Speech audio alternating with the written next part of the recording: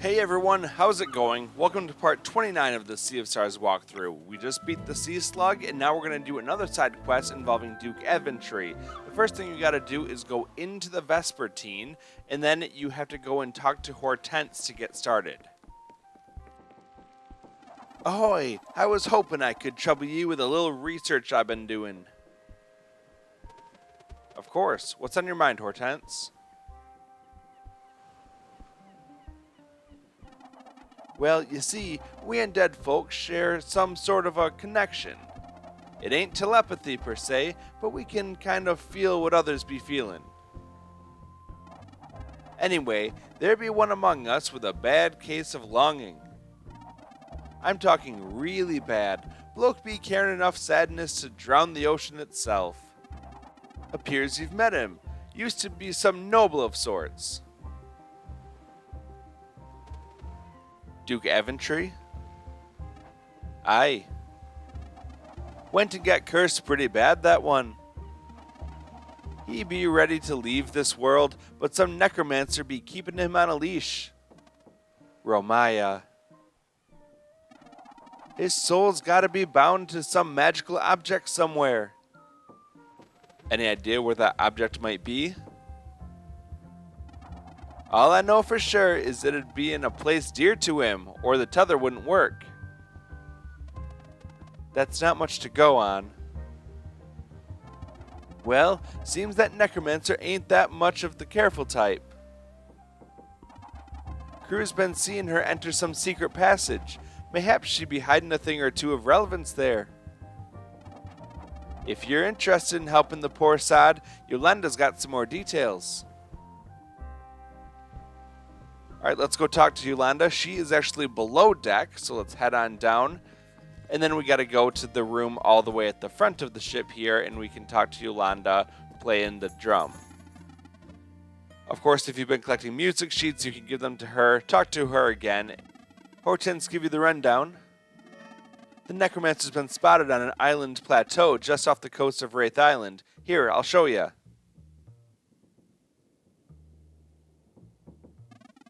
Reckon you could fly there? Well, of course we could. So let's go back out of here, and then we'll run upstairs. And then if we talk to Hortense, we can get going. Ahoy, what'll it be? Let's set sail.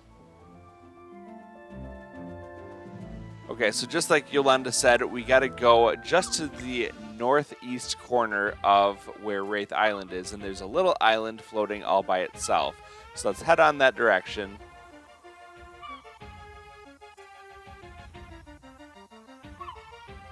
Okay, so here's the Sea of Stars entrance. We got to go basically toward the southeast of here, and there's an island that we can land on and go inside.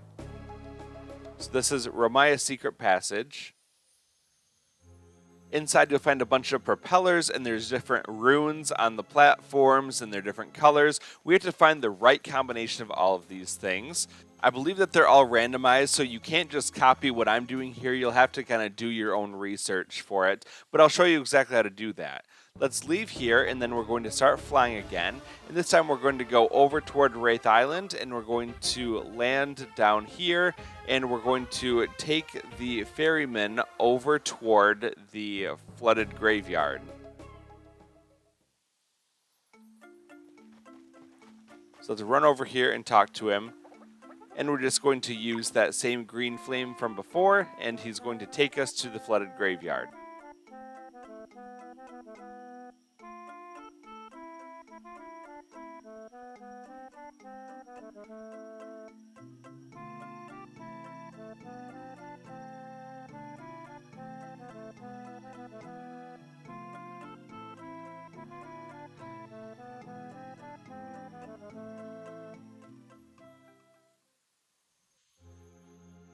Let's start by running over toward the left side, and if you stick toward the upper part, then you can climb up this rock wall, and then you can grapple over toward the left side. That's a shortcut to get you to the back section of the flooded graveyard.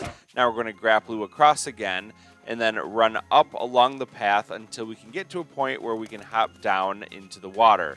Now let's swim toward the southwest area, and then we're going to hop aboard this raft and then start pushing it so that we end up over in the top left corner. You'll know that you're in the right spot when you can see some mushrooms over here. So once you've aligned yourself properly, let's hop up, and then we can climb up the rock wall, and Duke Aventry is waiting here. Now, we need to eventually give him an item that we don't have yet, but we will be getting that soon, and then we've got to give it to him. So what we need to do is go into the room right next to him, and then there's going to be a couple enemies here. I wasn't quite able to dodge them, so luckily we can finish them off very quickly because we're so much stronger now. And once they're all out of the way, we will climb up the rock wall and go over toward the middle of this area. Now you can see the different runes. There's a red one that looks like a cross with two lines next to it. There's a green one that has a little up arrow with something that looks kind of like a sword along the bottom. And then the purple one on the right side is just a lightning bolt with two little pips, one on the top left and one on the bottom right. I would recommend taking a screenshot or a picture or something like that if you can, or just write some detailed notes down or draw them so that you can remember them more easily. So then what we want to do is head back over toward the right, and we can just follow the path along that we did before, and we'll go all the way out of the flooded graveyard. So follow the path until you're back toward the ferryman and get out of here, because now we're going to go back to the Romaya secret passage area, and we're going to adjust all of those different runes and the colors so it matches what we just saw in that last room.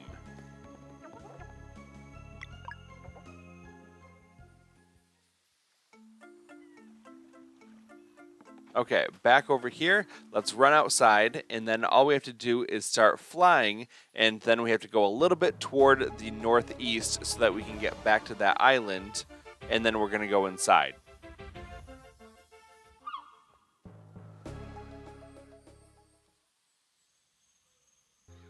So first things first, you want to get the colors correct, and what you do is you go to the one in the middle and you spin it. So mine was red, and then green, and then purple. So we're going to spin it, spin it, spin it until we get to the spot that we have it all in the correct order. So we've got red on the left, green down below, and purple over there. So this one looked like a cross with two different lines coming up. So that one looks pretty good. Now we're going to go to the bottom. It was just an up triangle with a sword thing on the bottom. That one's perfect. And on this side, it was the lightning bolt with two pips, one on the top left and one on the bottom right. We've got all that done, so that will open up the passageway for us. And now let's go inside of here. Let's go around the path, and we will end up on the southern part of this room.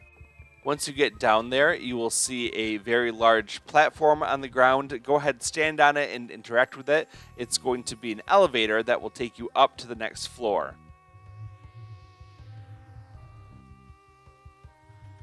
And this actually takes us right where we were before, and we can now access that treasure chest. So let's head out of here. Unfortunately, I got stopped again by these enemies, so let's finish them off the same way and then move on. Luckily, just Rashawn's attack does a lot of damage and can finish them all off very easily. So now we'll go back up the rock wall and over toward the side in the middle, and then we will open this up and we get Romaya's journal. So let's go down now, and then we can head out of the doors, and now we can give this to Duke Aventry. A journal? It seems like it belongs to the mistress, but these entries have my handwriting. Ah, yes, I had forgotten all about the estate. Basking in the summer sun and the flowers, they were beautiful. I wish that I could go there again. I wish.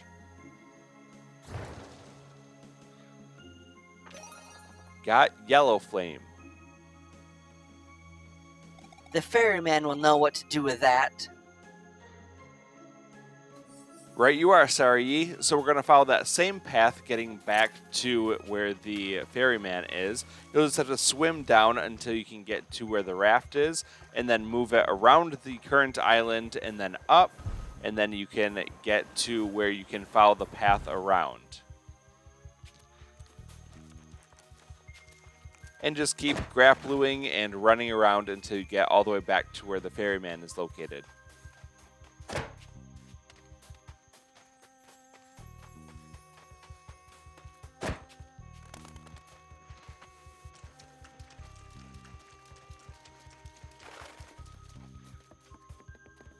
Well, now that we're here, let's give him the new yellow flame that we just got. A yellow flame you found, I see. Aboard my raft, I welcome thee. We're now in a new location called the Half-Sunken Tower, and the enemies here are very similar to what we've encountered before, so nothing really new to say about that. We're just going to go ahead and save the game before we continue on. And if we go up, we can jump across these little gaps, and there are some enemies up here, just those same kind of zombie enemies. These ones may be a little bit tougher, they might have a little bit more HP than what we're used to, but nevertheless, they're pretty easy to dispose of. So let's get rid of these guys and then continue on.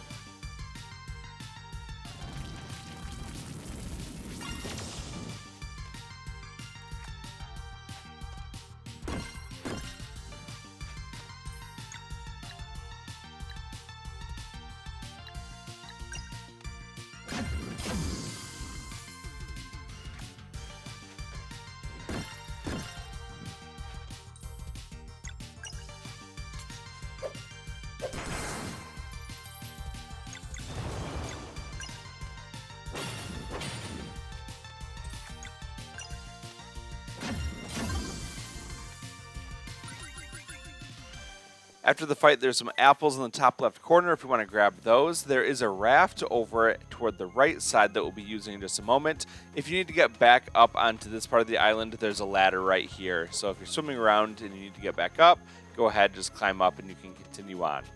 So from here, we're going to take the raft a little bit toward the right, and then we're going to bring it down. There's a new little island over toward the bottom part of this area. Let's climb up onto the land, and then there's some more enemies that we fought before. Let's go ahead and get rid of these guys. There is one of those Gulgle enemies, but he's a little bit more souped up at this point. So we'll finish these guys off, and then we'll continue on from here.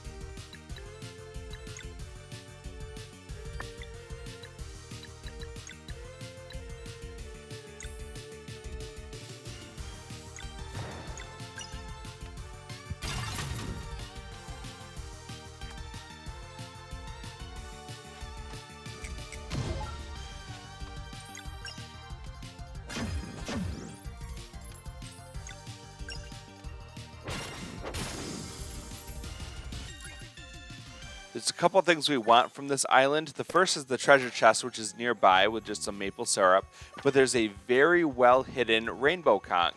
If you go to the right side and jump down into the water, then swim all the way toward the left side, the rainbow conch chest is down here. That rainbow conch is very easy to miss. Now we're just going to swim back over to the right side, get back up onto the island. There's going to be a fruit tree just above us. We can grab some fruit there, and then we're going to hop back onto the raft, pushing it over toward the right side. Now, ultimately, what we need to do is come up onto here. There is going to be some more fruit trees. There's a rest spot at the campsite. There's also a save point if you want to use that. And then what we want to do is make our way up and onto this platform here. But we need to get up into the window, and we can't do that just yet. So what we need to do is head back to the raft, and then go over toward the left and up. That will take us around this little point, and then when we get all the way to the top, we can hop out onto this dock, and then we can go over toward the right side, and there are some peppers up here we can grab. Now let's go onto this platform and then grapple over toward the rock wall where we can go across, and then we will flip the switch to drop a big load onto the ground. Now we can hop down and then go back to our raft and push it back to where we just were with the campsite. Now at this point, let's go up, and then we can go across the gap, and that will allow us to climb up and go into this tower.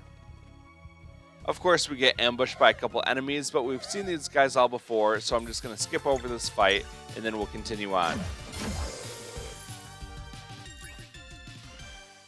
After the fight, let's go up the stairs. And then what we can do is go across the gap toward the left. There looks like there should be something hidden back there, but there's not. We'll go across the gap and then across the beam, going all the way up the long stairs. And when we're at the top, there's another enemy that we can fight. Let's go ahead and take him and his reinforcements out. After the fight, there's going to be a picnic basket on the left. Go ahead and grab that. That's going to contain some peaches. And then we can flip the switch at the top. That's going to extend this bridge coming out. And what we need to do is run to the end of the bridge and then hop off. And that's going to allow us to fall down onto the ground and break through the floor. Now we can climb up the ledges on the left side until we get this treasure chest. We get 2 obsidian ores from that treasure chest. Now let's jump down and into the whirlpool so that we can go under the water. And now we'll just swim over toward the right side following the path. Once you're at the far end, let's use this vortex to go back up top, and that will take us to where Romaya is waiting. So let's head on down and then go over toward the left side, and we'll go interact with her. What? You again? How did you find this place? You're keeping Duke Aventry in this world against his will. We're ending this. Oh, no, you don't.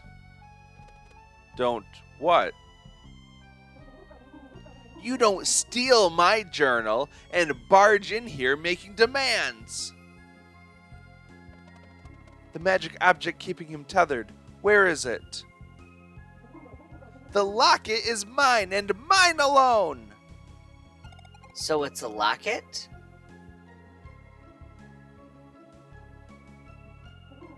The nerve. The coarseness. Not again. Have you met her before? She doesn't seem to like you very much. Enough! There will be no mercy for you this time. You will pay with your life. Prepare yourselves. We get to fight Romaya again, this time with a pretty banging soundtrack. She's up to her old tricks again by using that bone pile and the flesh pile to create minions. Definitely recommend taking those things out first. Using Lunar Shield, you're able to make sure that your party stays healthy throughout her attacks. Now, there is one big difference to this fight, and that is she will do something pretty similar to what the Lunar Shield does for you. She will create a bone pile that you need to chip away at so that you can actually damage her. When she's on top of her bone pile tower, you're not able to hurt her at all. So keep attacking it until it wears down. When she's on the ground floor level like she is right now, that's when she's actually vulnerable.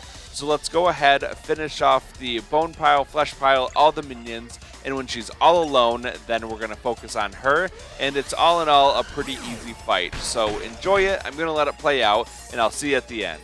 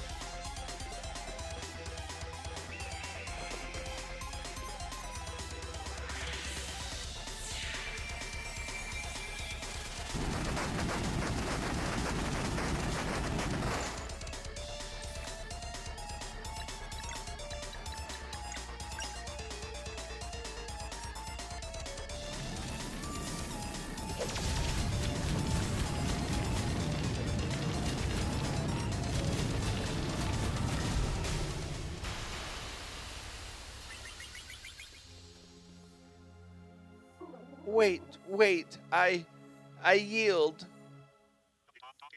Well fought, my lady. Don't you start! It's okay, Romaya. Just give us the locket and we'll be on our way. Insolent fools with their powers they didn't earn, barging in here foiling my plans. Here's your locket. Now leave! Got Aventry locket.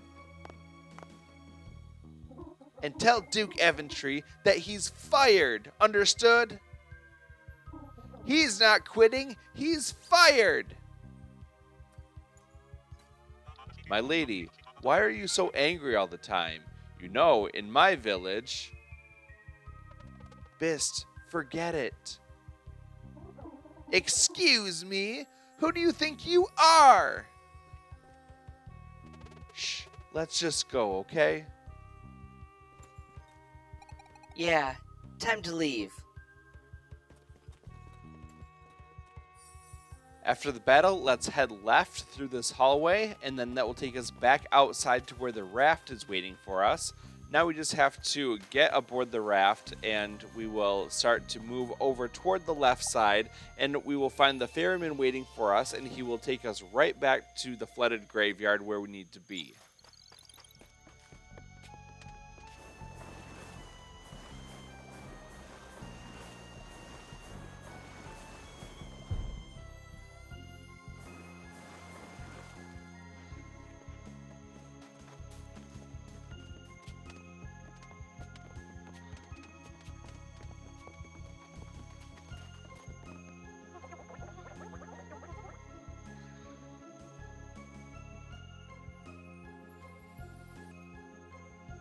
Back in the flooded graveyard, Duke Aventry is waiting in a new position. It's actually where we saw him the very first time that we came here. Let's head over toward the left side, and then we can hop up and onto the platforms on the left, and we'll go talk to him over here and give him the Aventry locket. This locket. Wilda, for you to be the one who saves me in the end. How poetic. Thank you for your help, brave souls. Please accept this key to my coffin. Its contents belong to an old rival of mine. I believe it will be of value to you. Got Duke Aventry's key. Farewell. And we get the Free from Serviduke trophy. Now let's hop down into the water nearby and swim a little bit toward the left, and here we can find a door. If we go in here, we can use the Duke Aventry's key to get an Eclipse armor from the coffin, and the Aventry crest, something that we can give to Teeks. Well, the Eclipse armor is another piece of armor, the ultimate armor for our Solstice Warrior, so let's go ahead and equip that, and then we're going to move over toward the right side, and we're going to go ahead and leave this area, and we're going to get back out to a campfire so that we can talk to Teeks.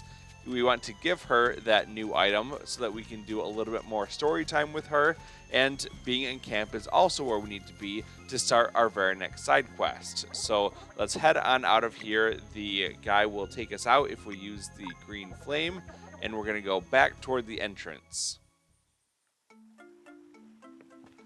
Now let's just head outside and then set up camp.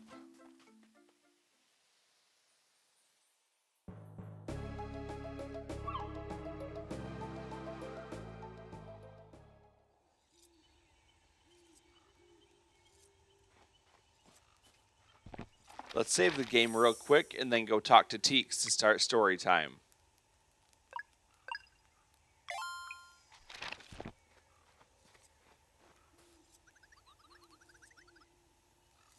The new artifact that we give her will unlock a new story, and that's called Paradise Lost.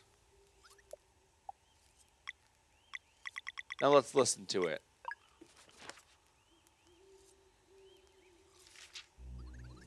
Ewilda was a fair leader who cared not for titles. Stories say that she spent equal time at Aventry Manor as she did in town with her people. Under her reign, Lucent knew prosperity and upheld its title as Bastion of Light like never before. By her side was Duke Aventry, a proud noble and fierce defender of his land and people. Ever stalwart, it is said that the flame of his dedication to Lucent burned only cooler than that of his fiery love for Ewilda. Despite the looming threat of the Clockwork Castle, they managed to keep their people safe, happy, and hopeful. One night, during a long journey abroad like so many others, Duke Aventry was awoken by an emissary carrying urgent orders. Ewilda demanded that he return to Lucent at once, offering no explanation beyond hinting at some dire threat. When the Duke arrived, he was greeted by a raging firestorm. A sizable portion of the land was burning, but there was no enemy forces in sight. A sun solstice warrior had turned evil. Hiding somewhere on the island, he would come out once a day to deplete his powers, slowly burning away at the landscape. Thanks to the trail of conflagration, he was easily tracked. Their fight persisted for days on end, but for all his might, Duke Aventry was unable to defeat the evil solstice warrior. Seeing the collateral damage caused by their battle, he accepted that they were at a stalemate and retreated in order to avoid further destruction of his already bleeding land. Struck by despair in the face of his inability to protect his people, Duke Aventry let his guard down and in walked the enemy. Fleshmancer Acolyte II approached in disguise and offered him a magic shard.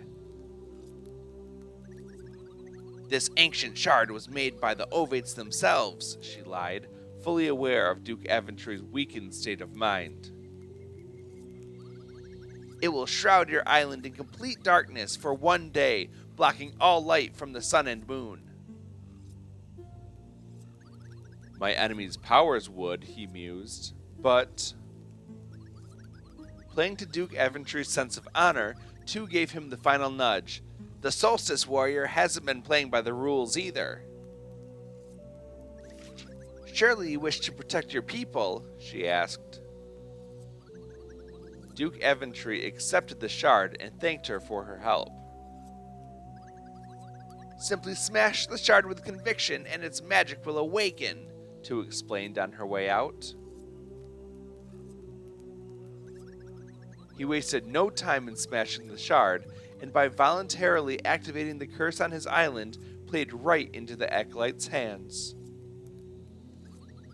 Everything went fine at first. The night shroud covered the land, and Duke Aventry made short work of the weakened Solstice Warrior. As celebrations began, they put out a call for wind mages to gather waves strong enough to flood the eastern part of the island. The flames were extinguished at last, but in doing so, those areas were transformed into the famous swamps we know today.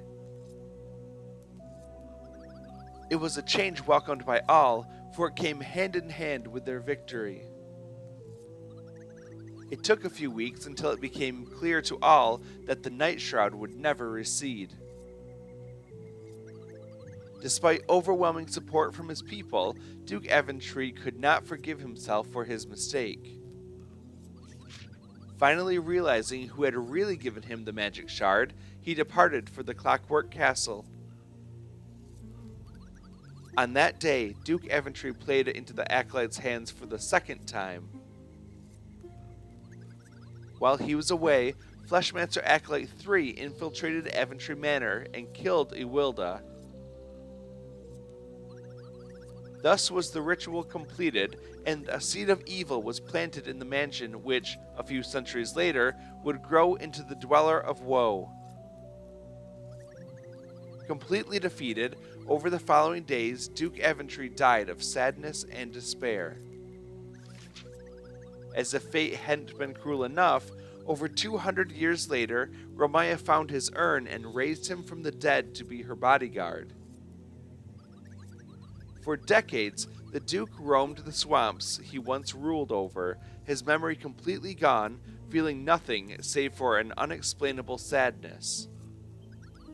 In bouts of clarity, he would feel a brief but very deep yearning for something he just couldn't put his fingers on.